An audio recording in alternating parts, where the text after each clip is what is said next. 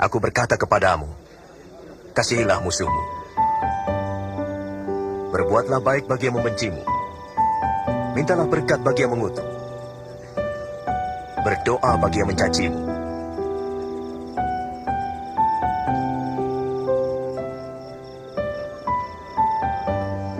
Kalau pipi kirimu ditampar, berikan juga pipi kanan.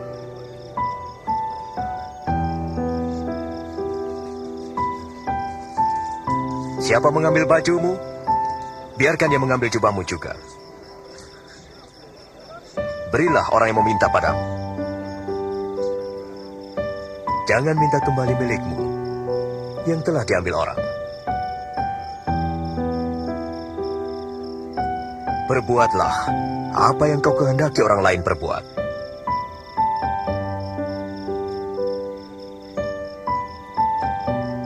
Kalau hanya mengasihi orang yang mengasihi kamu, apakah jasamu? Orang berdosa pun melakukannya. Kalau kamu hanya berbuat baik kepada orang yang berbuat baik, apakah jasamu? Orang berdosa pun melakukannya. Bagaimana mungkin ia menjamahnya? Bagaimana mungkin ia berbicara kepadanya? Menjijikkan.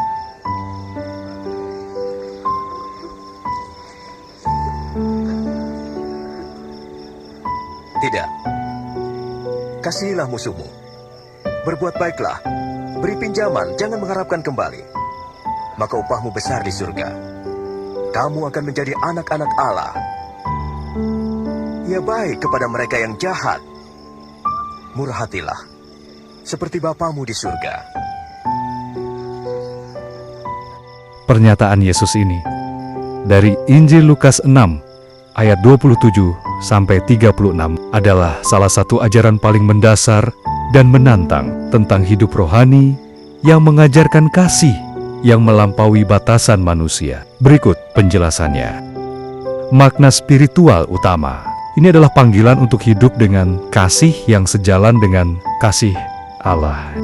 Kasih yang tidak membedakan, tidak mengharapkan balasan, dan mencakup bahkan musuh. Ini adalah ciri khas anak-anak Allah yang dipanggil untuk menjadi murah hati seperti Bapa di surga. Rincian makna dalam setiap bagian. Pertama, kasihilah musuhmu. Berbuatlah baik kepada orang yang membenci kamu. Mintalah berkat bagi orang yang mengutuk kamu. Berdoalah bagi orang yang mencaci kamu.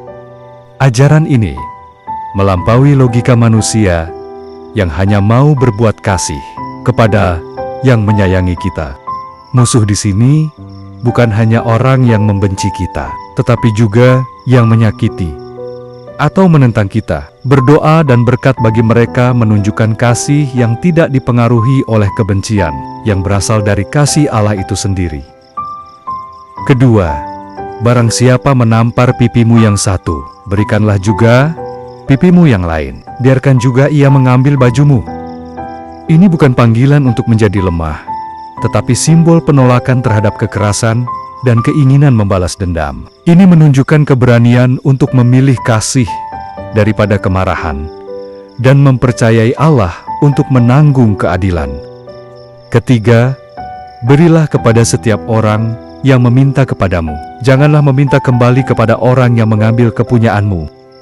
Mengajarkan kita untuk berbagi tanpa menghitung atau perhitungan, serta bukan hanya memberi ketika mudah, tetapi juga ketika itu membutuhkan pengorbanan. Ini melambangkan kepercayaan bahwa Allah akan mencukupi kebutuhan kita ketika kita bersedia memberi kepada orang lain.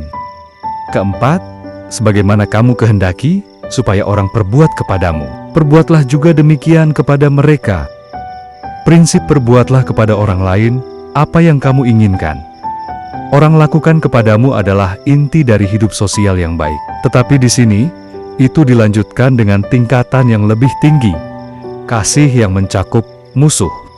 Kelima, jika kamu mengasihi orang yang mengasihi kamu, apakah jasamu? Orang-orang berdosa pun demikian. Yesus menunjukkan bahwa kasih yang hanya ke arah yang sama hanyalah kasih manusia biasa. Bahkan orang yang tidak mengenal Allah bisa melakukannya. Yang membuat kasih kita berbeda adalah ketika kita mengasihi kepada yang tidak menyayangi kita.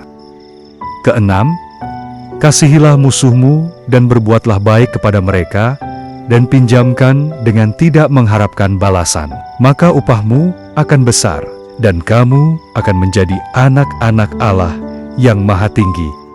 Kasih yang tidak mengharapkan balasan adalah kasih yang mencerminkan kasih Allah yang baik terhadap semua orang, termasuk yang tidak berterima kasih dan jahat. Ini adalah cara untuk menjadi anak-anak Allah, hidup sesuai dengan sifatnya. Ketujuh, hendaklah kamu murah hati, sama seperti Bapamu adalah murah hati. Inti dari semua ajaran ini, murah hati, kemurahan yang tidak ada batas, yang memaafkan, memberi, dan menerima tanpa syarat, adalah ciri khas Bapa di surga. Dan itu yang harus kita cerminkan. Makna spiritual lebih dalam untuk kita. Kasih bukan pilihan, tapi panggilan. Kita dipanggil untuk mengasihi, bahkan ketika sulit. Karena itu adalah sifat Allah yang kita harus turunkan. Dendam memikul beban, kasih membebaskan. Memilih kasih kepada musuh, melepaskan kita dari beban kemarahan, dan membiarkan Allah menjadi hakim. Kasih tanpa harapan balasan membawa kemuliaan. Upah kita bukan dari manusia, tetapi dari Allah yang memberinya dalam bentuk kedamaian rohani dan hubungan yang lebih dekat dengannya. Murah hati adalah kunci. Semua ajaran ini bersumber dari murah hati, kemampuan untuk melihat orang lain seperti yang Allah lihat mereka, dengan potensi untuk diselamatkan. Kesimpulannya, ajaran ini adalah tantangan yang besar, tetapi penuh harapan. Hidup dengan kasih yang melampaui batasan manusia, seperti kasih Allah yang mencakup semua orang. Ini adalah jalan untuk menjadi anak-anak Allah yang sebenarnya.